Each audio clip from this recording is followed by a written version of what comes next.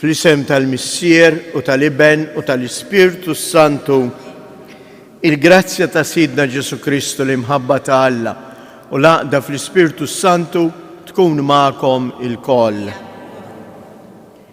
Edin nofru dan is-sagrifiċċju tal-Quddisa għal-Ruħ Ġorġ, Marija u Lina Galja. Ħuti ejjew narfu ħtijietna biex nitħejjew tajjeb għal-miġja tal-Mulej Ġesu.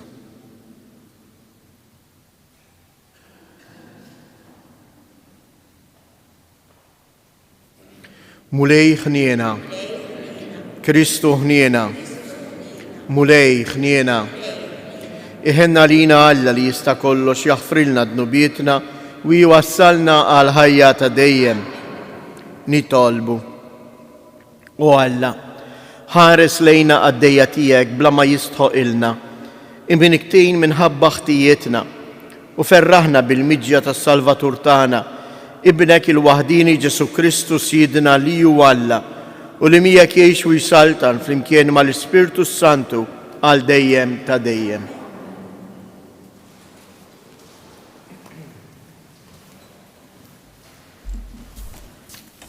Qari mill-ktieb tal-Profeta Iżajja. Ifraħ int mara bla tfal li ma wlidx, infexxanni u għajjad bil-ferħ int li qatt ma ħassejtu ġieħ il-ħlas. Għax ħafna aktar huma uliet il-mitluqa minn uliet il-miżżewġa jgħid il-Mulej. Kabbar il-post tal-għarix tiegħek, wessa it-tinet tal-amajjar tiegħek, tibżax għalihom, tawwal il-ħbula tiegħek, waħħal tajjeb il-kunjardi. Għax lejn il-lemin għad tinfirex u lejn ix-xelluk u nislek jiret il-ġnus u fl-ibliet mitluqa jammar.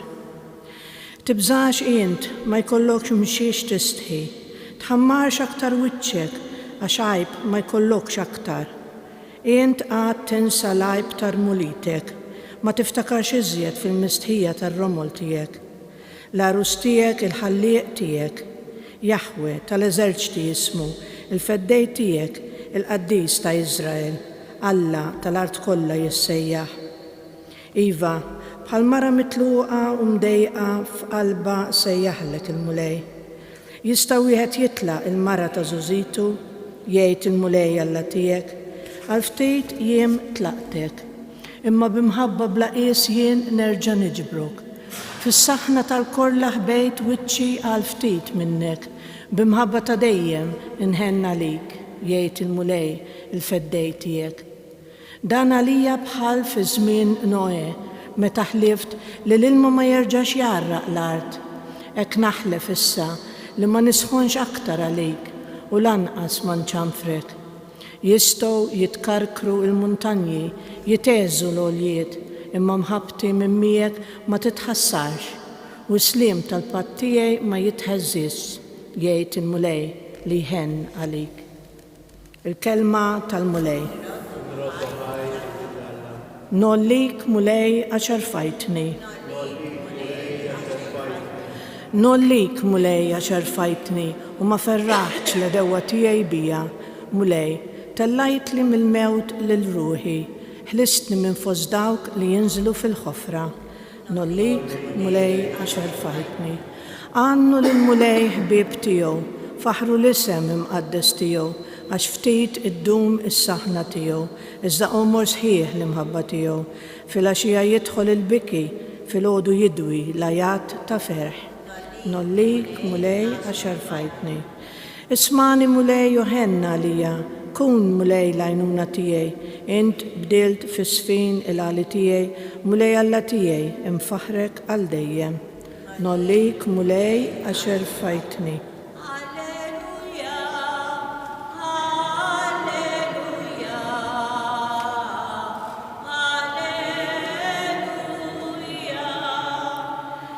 Ħejju it-triq tal-Mulej, id-drittaw il-modijiet tiegħu u l-bnedmin kollha jaraw is-salvazzjoni ta' Alla.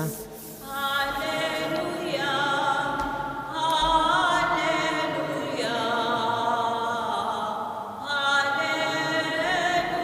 alleluja. Il-Mulej ma'kom. Qari mill-Evanġelju skont San-Luqa. X'ħin il-messaġġiera ta' Ġwanni telqu, Ġesu qabad ikellem in-nies fuq Ġwanni. X'eħriġtu taraw fid-deżert? Għażba tixxejjer mar-rieħ? Imma intom x'eħriġtu taraw? Raġel li jibes il-bies fejn? Dawk jilbsu sabiħ u jgħixu fit-tlellejx fil-palazzi ta' slatin issibhom. Mela għalfejn ħriġtu biex taraw profeta? Iva ngħidilkom, anzi xi ħaġa iżjed minn profeta. Dan hu li fuqu hemm miktub: ara jien nibgħat qablek il-messaġġier tiegħi biex iħejjilek it-triq quddiemek. Ngħidilkom li fostu li tin-nisa ma hemm ħadd akbar minn Ġwanni. Madana kollu li żar wieħed fis-saltna ta' Alla huwa akbar minnu. Meta semgħu dan, il-poplu kollu u sal-istess pubblikani jarfu il-ġustizzja ta' Alla billi tagħmdu bil-magħmudija ta' Ġwanni. Imma l-Fariżej u l-orrief tal-liġi ġibu fix-xejn il-pjan li Alla kien fassal għalihom la darba ma laqgħux il-magħmudija ta' Ġwanni. Il-kelma tal-mulej.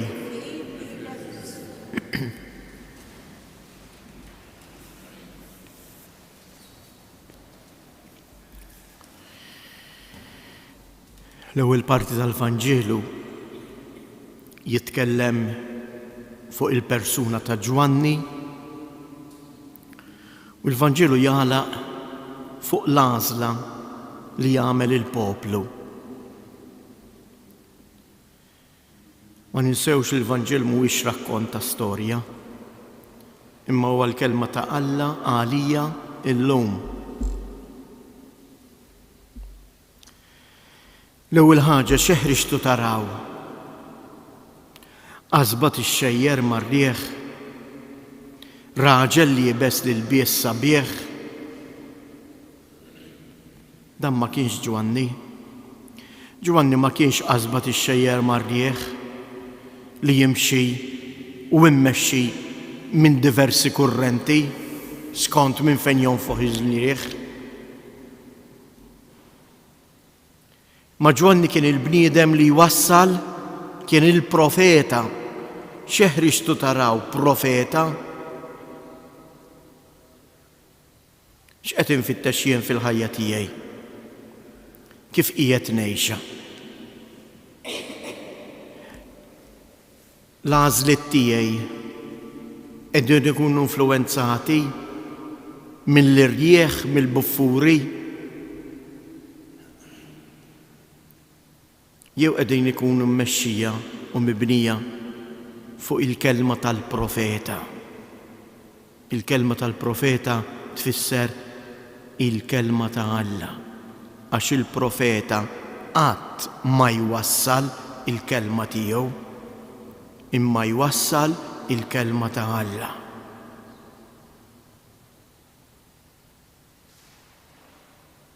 Din hija l-Knisja eżies.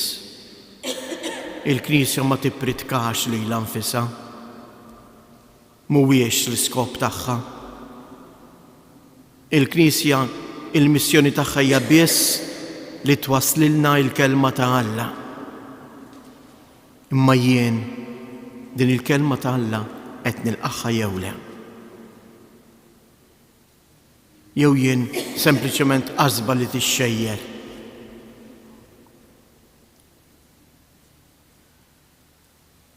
Araw infatti il-Vanġelu eżies.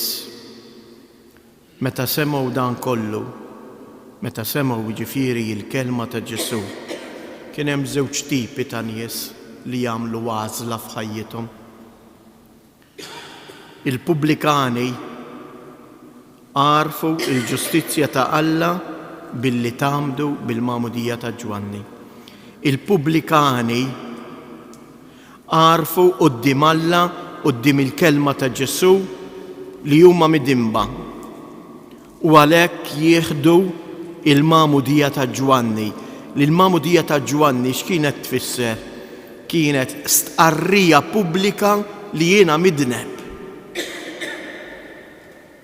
U forsi dejn ħafna drabi jeżjes tlifnija aħna il-valur tal-ħajja tagħna għaliex il-pubblikani kienu meqjusa bħala midinbin pubbliċi għax kulħadd jaf bis-serq tagħhom, kulħadd jaf li dawn in-nies kienu jfittxu biss il-flus u ma jimportahomx mill-valuri, saħansitra kienu jiġbru taxxi ħafna aktar milli suppost u ħafna drabi minn fuq dar il-matub, minn fuq dar il-fqir.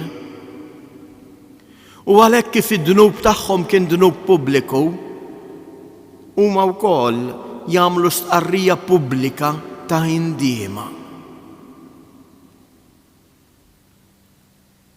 U jirċievu il-Magħmudija tal-indiema ta' Ġwanni. Imma mbagħad l-aħħar sentenza tal-Vanġelu eżjes hemm mażla ta' nies oħrajn, il-Fariżej u l-orrief tal-liġi. Dawk li kienu jaħsbu li huma jafu kollox, li huma m'għandhomx bżin anzi il-liġi huma jinterpretawha, il-kelma tal-Alla jawġuha skont kif iridu huma. Dawn ma laqgħux, anzi Salluqa juża kelma jibsa, ġiebu fix-xejn il-pjan ta' Alla. Jimma li ma' kategorija. Jiena għażbat ix-xejjer mar-rieħ, bniedem li jinġib fix-xejn il-liġi ta' Alla, għax il-liġi ta' Alla ninterpreta kif irrid jien u meta rrid jien nuża. Jew bniedem bħal pubblikan li meta nara fid-dnub tiegħi npoġġi jdejja fuq sidri, nersaq quddiem il-mulej Alla u ngħidlu ikollok ħniena minni ju Alla għax jiena midneb. Għatini l-qawwa biex jiena nibni ħajti fuq il-kelma tiegħek.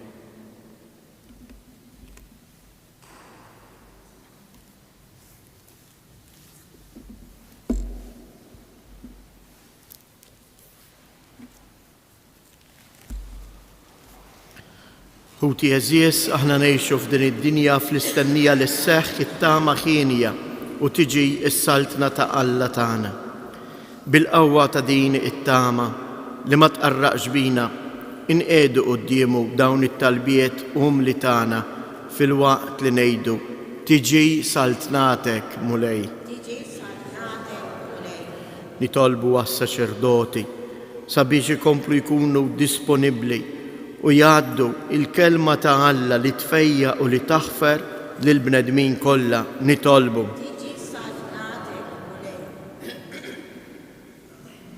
għal dawk il-pajjiżi fejn il-qawwa tinsab f'idejn ftit nies ta' poter biex jarfu, jindmu u jintebħu li l-missjoni tagħhom hija għal qadi tal-umanità, jaħdmu għal paċi u jiddefendu l-ħajja mill-ewwel mument tal-konċepiment tagħha.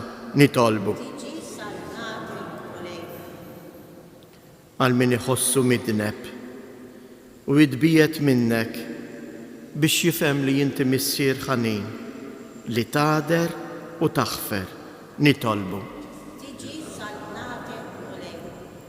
għalina l-koll f'dan is-santwarju għażiż ħatkun il-Verġni Marija l-eżempju ċar tal-ħajja tagħna, tal-mara li bniet ħajjitha kollha fuq il-kelma tiegħek. Nitolbu nitolbuk mulej biex tixħet il-barkit tiegħek fuq il-familji tagħna, fuq il-morda u dawk il-persuni li jduru bihom. Għamel li jħossu il-preżenza tiegħek. Nitolbu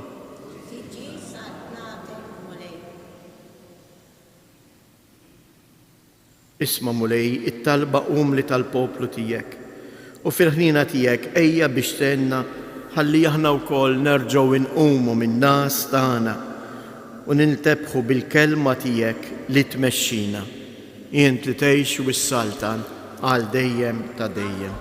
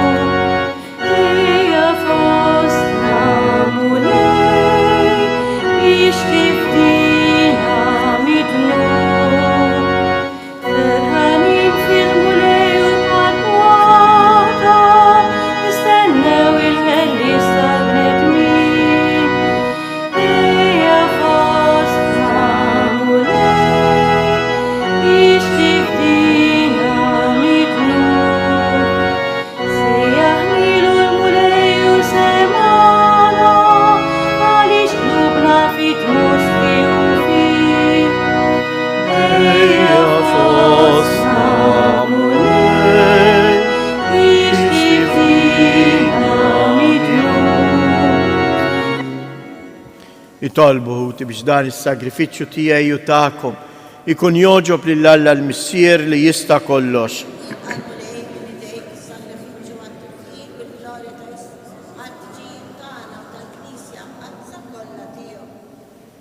Ilqa' mulej l-offerti li qegħdin nagħmlulek mill-ġid li inti jinnifsek tajna u għamel li l-qima li nagħtuk bihom fuq l-art tħejjina l-frott tal-fidwa li inti tagħtina fis-sema bi Kristu Siedna. Il-mulej ma'kom, nerfgħu qlubna il fuq, niżżu ħajr lill-mulej Alla tagħna. Sewwa u xieraq tas-sew mulej Missier Qaddejs, Alla ta' dejjem li tista' kollox. Tajjeb u ta' ġid tas-salvazzjoni tagħna li dejjem u kullimkien inroddulek ħajr bi Kristu Siedna. Lilu ħabbru il-profeti fix-xandir tagħhom, l-Om Verġni stennitu bl-akbar għoża, Ġwanni ħabbru b'tifħir meta qorob u Urjieħ meta wasal. U qiegħed jagħtina li bil-ferħ nitħejjew għall-misteru ta' twelid tiegħu biex isibna nisru u nitolbu u nitennew fit-tifħir tiegħu. Għalhekk mal-anġlu qaddisin kollha, mal-qtajja kollha tal-iżeġ tas-sema, intennu l-innu tal-glorja tiegħek u ngħidu bla qiegħda. Qaddejs, qaddejs, qaddejs, mulej Alla tal-eżerċti, ismewwiet u l-art mimlija bil-glorja tiegħek, osanna fl-ola tas-smewwiet, imbirek minn ġej fisem il-mulej, osanna fil-oli tas-smewwiet.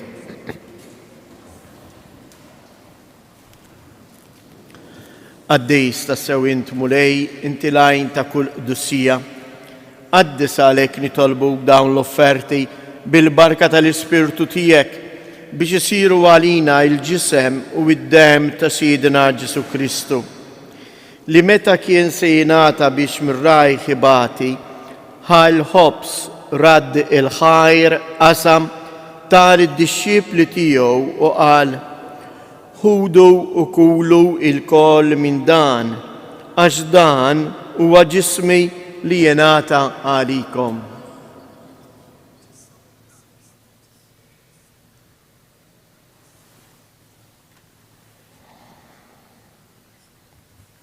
Ekk ukoll wara l-ikla għall-kalċi reġa' radd il-ħajr tal id-dixxipli tiegħu u qal: ħudu u xorbu minnu l-koll, għax dan huwa l-kalċ ta' demmi tal-patt il-ġdid li jibqa' għal dejjem. Id-dem li jxirrit għalikom u għal-bnedmin kollha għal maħfra ta' dnubiet. Għamlu dan b'tifkira tiegħek.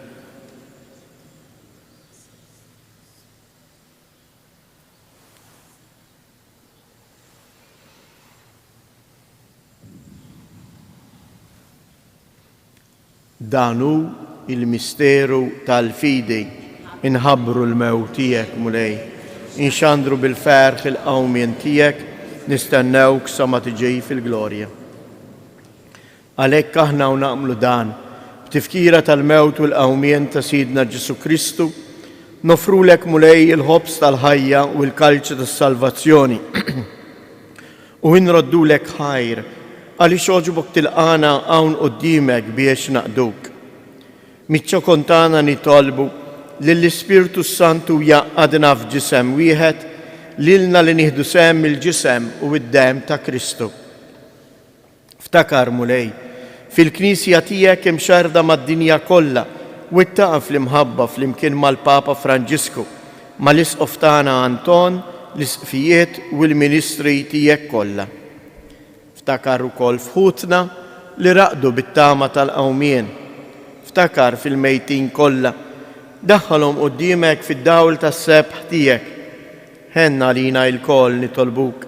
Għati lilna wkoll il-wirt tal-ħajja ta' dejjem flimkien mal-Verġni mqazzhom Malla Marija, ma' San Giuseppe, l-Apostli u l-Qaddisin kollha li jgħixu fil-ħbiberija tiegħek sa mill-bidu tad-dinja. Għamel li magħhom infaħruk u nsebħuk b'Ġesu Kristu ibnek. Bi Kristu, ma' Kristu u fi Kristu. Jingħata lilek Alla Missier li tista' kollox flimkien mal-Ispirtu Santu kull ġieħu glorja għal dejjem ta' dejjem. Ejjew nitolbu kif għallimna u ridna nagħmlu li bent Alla għas-salvazzjoni tagħna.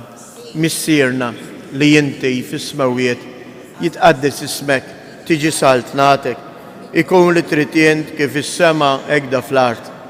Ħobżna ta' kuljum matina llum, aħfrilna dnubietna bħalma naħfru lil min hu ħati għalina u la ddaħħalniex fit-tiġrib iżda eħlisna mid-deni. Eħlisna nitolbuk mulej minn kull deni, għatina fit-tieba u l-ħnina tiegħek il-paċi fi żmienna biex inkunu ħielsa dejjem midnuk u mħarsa minn kull inkwiet, aħna u nistennew nittamaw ilejna u l-miġja tas-Salvatur tagħna Ġesu Kristu. Mulej Ġesu Kristu li jgħid lill-Apostli tiegħek inħallilkom isliem nagħtikom isliem tiegħi, la tħariex lejn dnubietna, iżda ħares lejn il-fidej tal-Knisja tiegħek. Għatija isliem u laqda li jien trid fija, jien li tgħix wis-saltan għal dejjem ta' dejjem. Il-paċi tal-mulej tkun dejjem magħkom. Għatu l-paċi lil xulxin.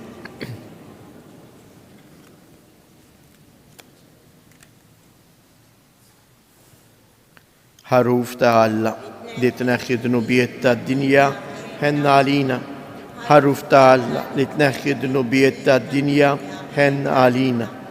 Ħaruf ta' Alla li tneħħi dnubiet tad-dinja għatina il-paċi.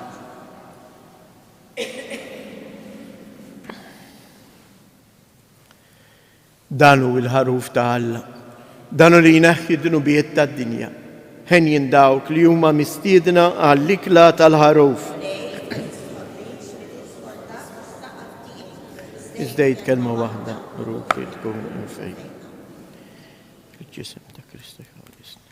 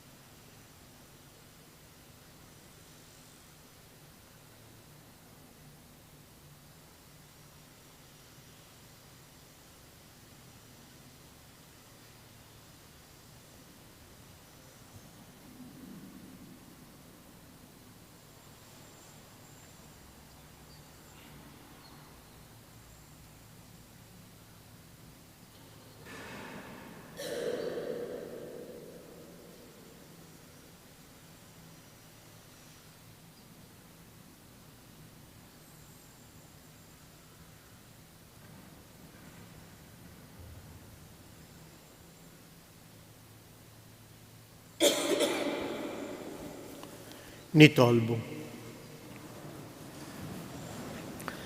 Għamil mulej li l-misteri li għalihom inġbarna ikunu ta' ġita għalina. Għallimna bijom inħobbu l-ħwejjeġ tas-sema u li fil-mixja tagħna fost dak kollu li jgħaddi minn din id-dinja stess nintrabtu ma' dak li jibqa' għal dejjem bi Kristus Jedna. Il-mulej ma'kom. Iberikkom Alla li jista' kollox, il-Missier, l-Iben u l-Ispirtu Santu. Ngħidu tliet Avamarijiet hekk tajjeb niftakru li llum fil-parroċċi kollha u anke hawnhekk il-lejla tibda n-novena tal-miliet. Jew hekk ngħidu dawn it-tliet Avamarijiet lil Omna Marija biex tenna inħejju ruħna tassew għal miġġa ta' Kristu. U għalhekk ngħidu flimkien: Sliem għalik Marija, bil-grazzja mimlija il-mulej miegħek, imbirka inti fost in-nisa, imbirek il-frott tal-ġuf tiegħek Ġesu. Qaddisa Marija Alla, itlob għalina mid-inbin, issa fis-sija tal-mewtana. Amen. Sliem għalik Marija, bil-grazzja mimlija il-mulej miegħek, imbirka inti fost in-nisa, imbirek il-frott tal-ġuf tiegħek Ġesu. Qaddisa Marija Alla, itlob għalina mid-inbin, issa fis-sija tal-mewtana. Amen. Sliem għalik Marija, bil-grazzja mimlija l-mulej miegħek, imbirka inti fost in-nisa, imbirek il-frott tal-ġuf tiegħek Ġesu.